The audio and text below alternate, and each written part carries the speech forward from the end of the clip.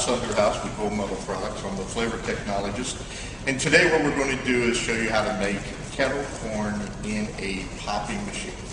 Typically the kettle corns are made in what we call the witch's cauldron, or the big open pops. But other than that, you can make the kettle corns in here. And we have three different products that we're going to make today. We're going to use the Pappy's kettle corn mix. This Pappy kettle corn mix is a real nice sweet butter flavor, and it also is a dairy and soya allergen. The other product we're going to use is called Pop and Sweet, and this product has a soya allergen and it has no dairy components to it, but it does have a artificial butter flavor to it, and it pops up really nice as well as the one with the dairy. Then we're going to play around and show you what else things you can do, and we're going to use floss sugar to make flavored and colored kettle corn, and we also have our entire line of popping glaze that can also do it.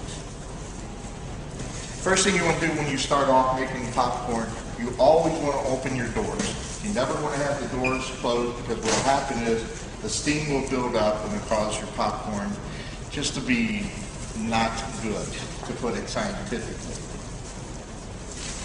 When you use and make kettle corn, what you want to do is you want to use white coconut oil and popcorn. You add the salt to whatever flavor you like. Usually kettle corn has just a little pinch of salt to it, but the salt is totally optional and you do it to your flavor seasoning. But always use white coconut oil so you don't get the color. Simply open up the package,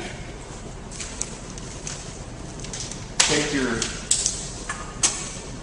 popcorn and your oil, put it into the machine.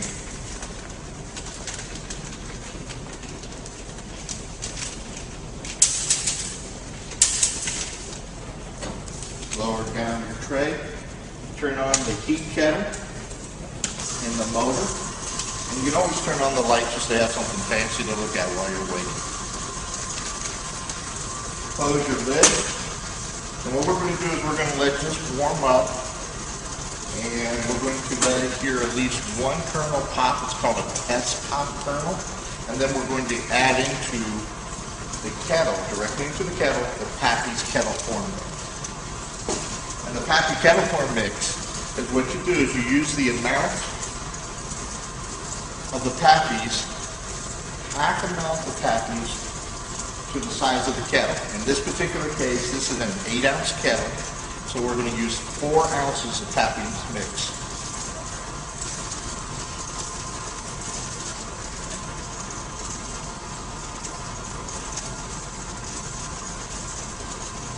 The Pappy's mix, by adding it, doesn't have to be exactly 4 ounces. You can use more, you can use less. If you use more, you have to pay more attention to your kettle.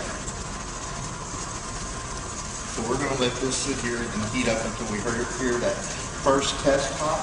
Normally what you'll do on your second, third, fourth batches of kettle corn, you give it about 60 seconds when you add the corn and the oil. Let that warm up, then after that 60 seconds, you'll add the remaining amount of the Pappy's. We have a couple popcorn kernels that are popping now, that are starting to pop. So I'm going to add in the 4 ounces of Pappy's kettle corn. Just add it in, close the lid, and then we're going to let it pop. Now we're going to let it pop through the cycle, but we're not going to let every single kernel pop like we would normally on a popcorn, regular, unflavored, butter flavored, but non-kettle corn. Because we want to limit our exposure of the sugar to the heat. Because by exposing the sugar to the heat, it's going to have a tendency to caramelize and burn. So when the popping slows down, it becomes a little erratic and inconsistent is when we're going to dump the kettle. We're going to get more old maids this way. We're going to get a little less production efficiency, but we're not going to burn the batch and that way we won't ruin the whole batch. Because once the popcorn is burnt, it flavors the whole batch. As you can see now, the popcorn is beginning to cascade out of the kettle.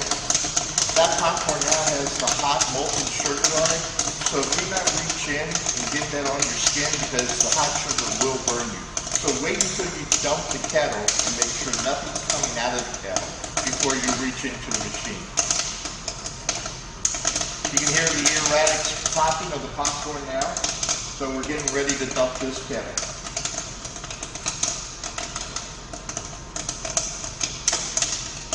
It's always better to dump a little early instead of late so you don't ruin your batch.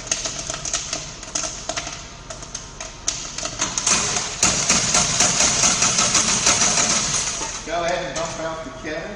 Turn off your heat. At this point, what we're going to do is we're going to mix up the corn so that it'll become loose and it'll give it a chance to dry. And once again, this is very hot melted sugar, so please do not get it on you.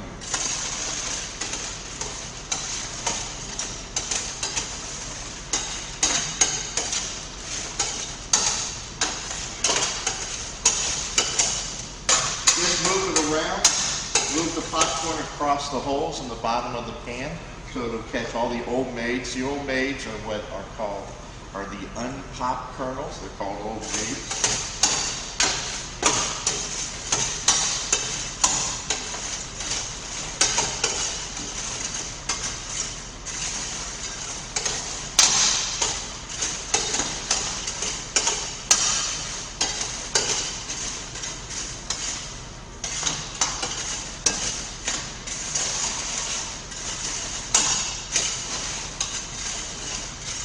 And this being an 8-ounce kettle, you should yield 32 cups of popcorn. So this will go into this will fill up a 32-ounce bag of your popcorn. Okay, you can see you got a nice white. It's a little hint of a color, almost looks like vanilla. At this point, I could add salt if I wish, and I think I shall add a little bit of salt. And what I would add is a 1/4 teaspoon of the popcorn salt, and just a little bit, because all you want to use the salt for is to enhance the sweetness. And give it a little stir again.